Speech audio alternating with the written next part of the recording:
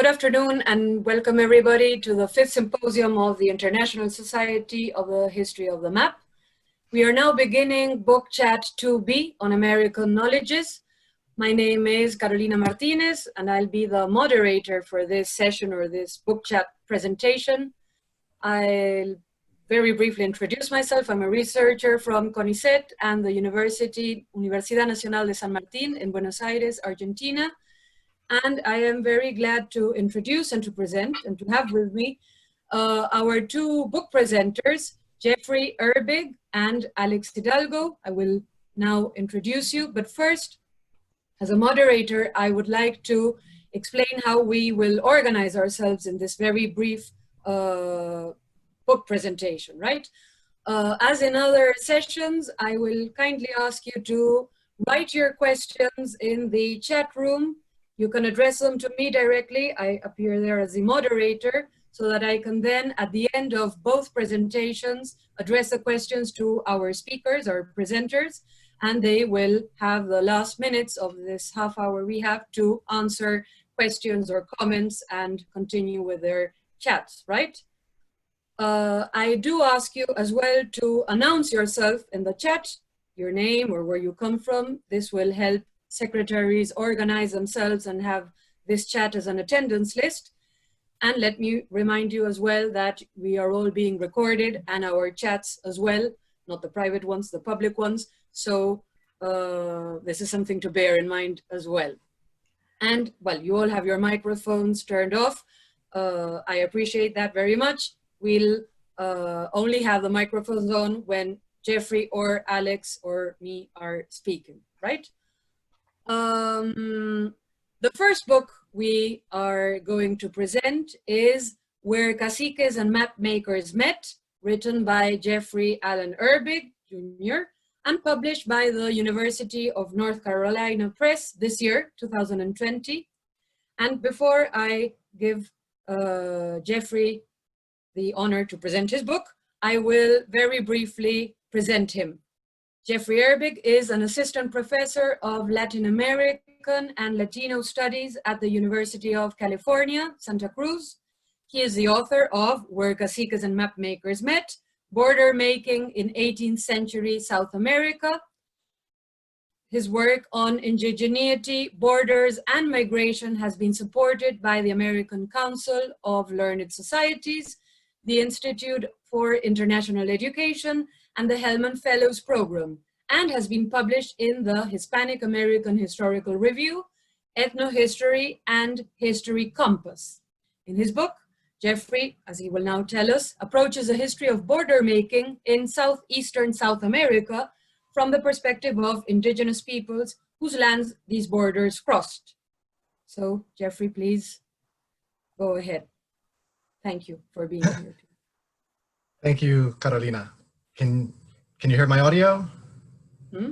Okay, then step 2, share screen.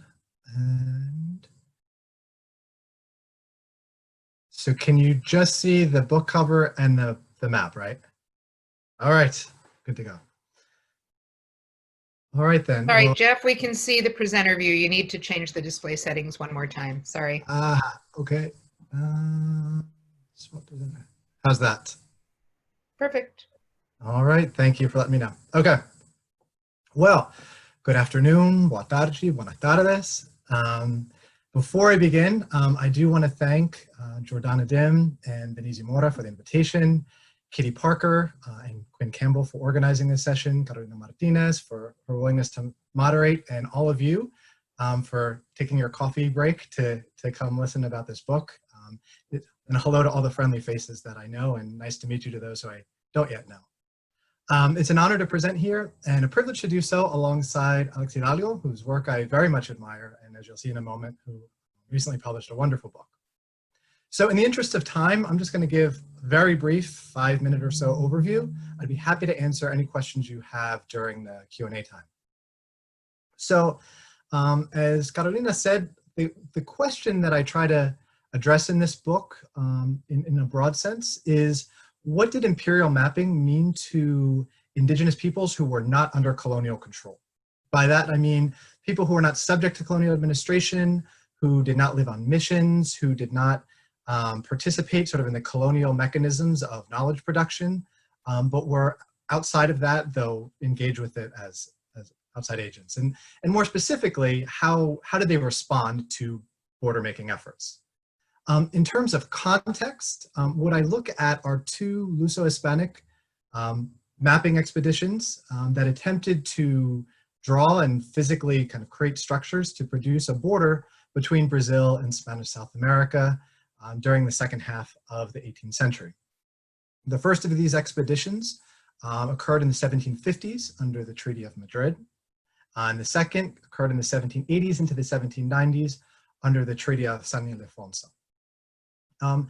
Just to give you a sense of scale of these efforts, this border, while we don't have exact measurements, would have measured somewhere around 16,000 kilometers or 10,000 miles, which is longer than the US-Mexico and US-Canada borders combined.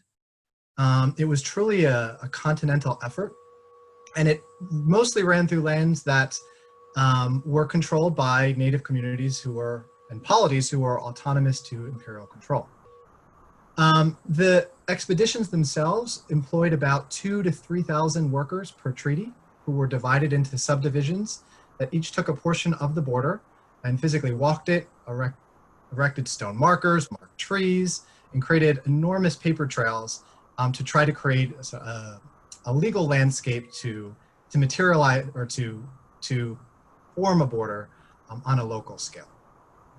But since my interest was not principally the mapping expeditions on the continental scale themselves, but rather how that played and how that played for peoples who were not consulted and whose lands were bisected, I focus in particular on a small portion of the border, and that is the southernmost portion of the border in a region commonly referred to as the Rio de la Plata. As I'm defining the region here, it would be more or less present-day Uruguay, northwest or northeast Argentina, and the far south of Brazil. So in the book, there are several things I do. In terms of the mapping expeditions, right, I analyze the maps that they look at, right, as historians of cartography are trained to do. Right? What do they show? What do they hide? How are they framing the region? What is the message? What is the argument they're trying to make? I think about that textually. I also think about it contextually. For example, trying to map where the expeditions actually went, and think about how much time they spent in different areas, who they engaged with, who they hid from, and how that can be often contrasted to what they had in their map. So for example, what we see here is a 1759 map that comes from the first mapping expedition, in which we have this large blank space over here. In another version of this map, there's a cartouche that's placed over top of it, so it looks like it's complete. But when we start reading the textual accounts, we start seeing that this is a space that mapmakers didn't have access to, precisely because it was controlled by native communities. So thinking about beyond kind of the immediate story of these mapping expeditions, I also try to situate them in a longer historical spatial history of the region. And in doing so, I focus in particular on the actions and the positions of native communities who were often referred to by the following ethnic identifiers: Guanes, Charruas, Genoas, Minuanes, and Shados. It's worth mentioning that part of this region, or a large part of this region, are missions populated by Guarani-speaking native peoples who also figure into the work. So to do this, as we know, borders, what they often produce are historical sources that go to many different places, right, on either side of the border, in many different locations. So what I did over the course of about 30 months of full-time research, I pulled together and was able to identify about 700 manuscripts from 27 different archives in 7 countries to produce a sort of a documentary corpus related to these native communities from the late 17th to the early 19th century. Of these, about 500 talked about spatial positioning at particular moments in time, which is important for what I'll show in a moment. So all this shows here is, of those 500 that I'm referring to, some of the breakdowns of where they were from. I also researched in Paraguay and in the United States. And in doing the book, right, I do things that we conventionally do as historians, right? There's discourse analysis, there's kind of triangulation of sources, there's narrating certain things. But one thing that I do that I think is somewhat unique is I draw upon geographic information systems to try to think deeply about the spatial movements of Native communities who left no sources themselves. So I do things like map the purported locations of imagined ethnic communities before the mapping of the border. And I try to read critically against that by thinking about the spatial reach of indigenous leaders, or caciques, where they were, where they had access to, where they collected tribute from imperial travelers that went through. And then finally think about how these things changed following the drawing of the borders. There's many answers to that question, but one that I show here through some of the mapping that I did was sort of a general migration toward the border, right? And think about what that meant and then read back against the sources that I have doing that.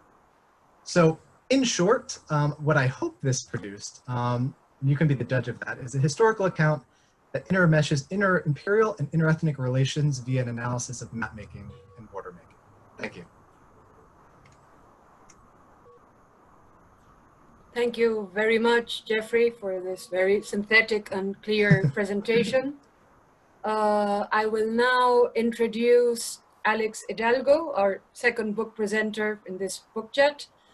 He will present a recently published book as well, Trail of Footprints, A History of Indigenous Maps from Viceregal Mexico, which was published by the University of Texas Press in 2019. I will also present Alex and then let him present his book. Alex is an associate professor of Latin American history at TCU, who specializes in Mesoamerican ethnohistory, critical bibliography, early modern maps, and the history of sound. He is the author of Trail of Footprints, A History of Indigenous Map Making from Viceregal Mexico, an intimate analysis into the commission, circulation, and function of native cartography in New Spain. Alex has received support from the Ford Foundation, the Fulbright Commission, the Library of Congress, and the American Historical Association. He is currently working on a second book on the soundscapes of colonial Mexico and is currently a junior member of the Andrew W. Mellon Society of Fellows in Critical Bibliography at Rare Book School. Alex, please. Well, he analyzes in his book the different uses of maps made by post-conquest Mexican indigenous communities, and he will share more about his book now. Thank you, Alex. Thank you, Carolina, very much. That's a very generous introduction. Let's see if I can share my screen very quickly here with everyone. Let's see. And can everyone see that okay? Excellent, thank you. Again, thank you, Carolina, for moderating our panel and for that wonderful introduction. I'd also like to take a minute very quickly to thank Jordana Dim and Katie Parker for inviting me to this wonderful coffee chat, and also to Jeff Erbig for his fantastic introduction of his new book, which I'm very excited about. In Trail of Footprints, I traced the lives of about over 7 dozen indigenous-made maps from the southern Mexican region of Oaxaca, a complex, multiracial, multi-ethnic, multilingual society. I argue in the book that an epistemological shift took place starting in around the late 16th century that was built primarily on indigenous knowledge and centered on local concerns. At the heart of this shift stood the right to control land. The craft of map making drew from social memory, from indigenous and European conceptions of space and ritual, and Spanish legal practices designed to adjust spatial boundaries in the New World. Demand for maps advanced material technologies that drew from Mesoamerican botany and experimentation, and established notarial methodologies tied to Iberian legal culture and archival practice. The book is set about 50 years after the downfall of the most powerful Mesoamerican states at the hands of Spaniards and their native allies, and it moves forward in time about a century and a half.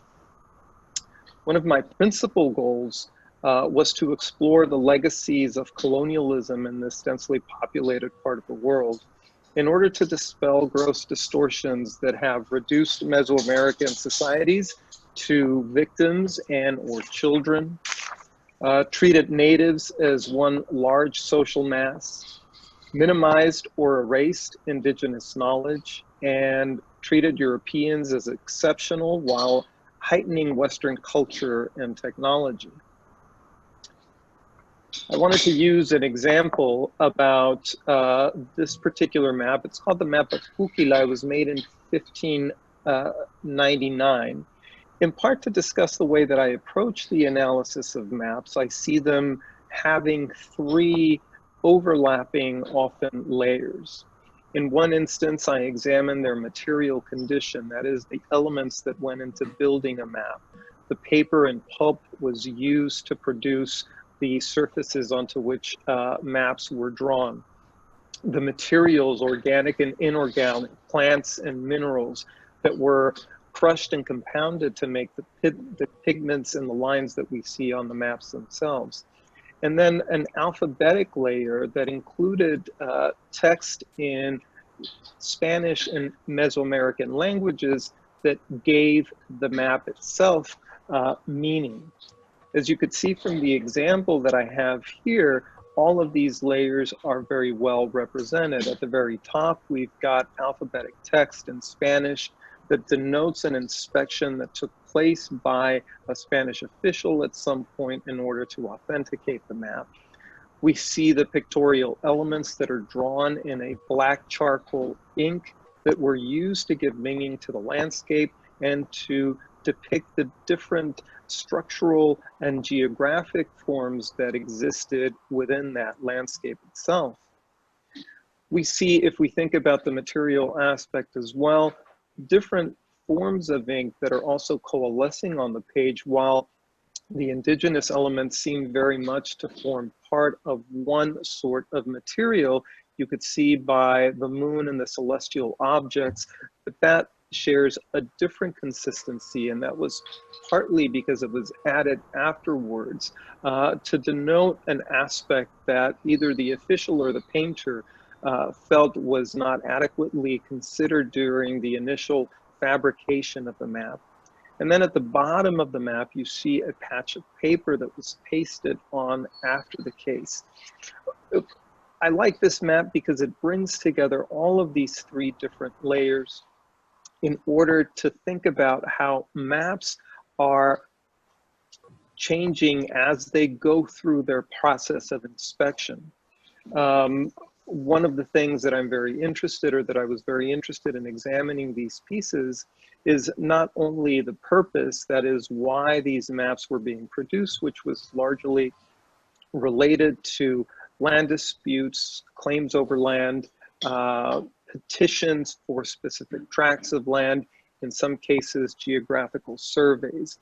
And so they help colonial enterprises as they are building onto the lands of indigenous people. But part of the conclusions that I'm drawing from examples such as the one that you see before you, and then the other dozens of examples that I examined, is that maps represented legitimate forms of evidence tied to land and to privileges. That maps served the interest of indigenous elites and corporate entities, including town councils and religious confraternities, but they also served the interest of Spanish officials and local Spanish elites. Native maps were some of the most closely scrutinized records in colonial Mexico. This in many ways runs contrary to some of the images that we have of indigenous cartography that suggest that, in fact, Spanish officials didn't really even know what they were examining or what the value of these maps were. My work suggests otherwise, in part because the annotations that we find that are incorporated after the fact clearly evidence written formulas designed to classify individuals and their activities. And part of what these officials are trying to do is to have these maps fall into very specific legal patterns.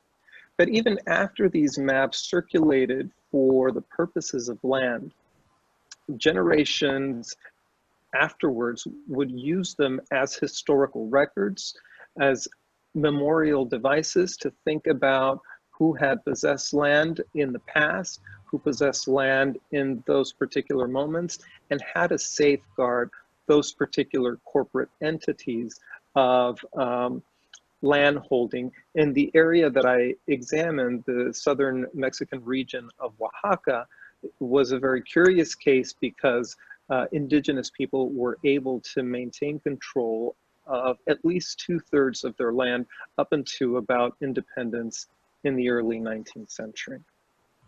I think with that, I'd like to stop and I welcome any questions you might have and look forward to a nice debate and discussion afterwards. Thank you.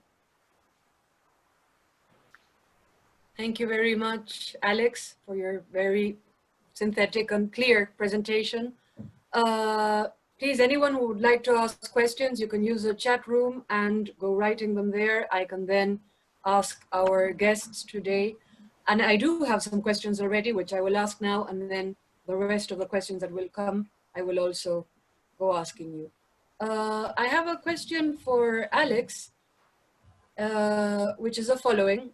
How have you found, between the analyzed records, any mapas de comarca related to the Relaciones Geográficas de Indias?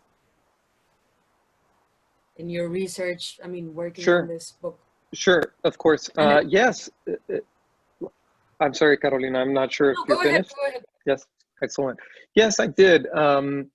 So I drew maps from both what are called the Mercedes de Tierra, so the land grant maps that were produced in the late 16th century and into the 17th century, but also from the corpus of maps that were produced for the Relaciones Geográficas, a major geographic survey designed by authorities in Spain. So I combined those two. In the past, what I had noticed is that these two different corpus of maps were treated separately, as if they were produced under different circumstances. And even though the motivations for initially commissioning the maps were slightly different, in fact, the map making practices that were deployed to make the maps fell under the same sort of rubric of what it is that I'm talking about, the mixture of Mesoamerican and European symbols and cartographic methods, but also bringing in ideas of both of these traditions as well. Mm-hmm. Yeah, the question was concerning indigenous produced maps, right? Maps that appeared in the map in the Relaciones Geográficas.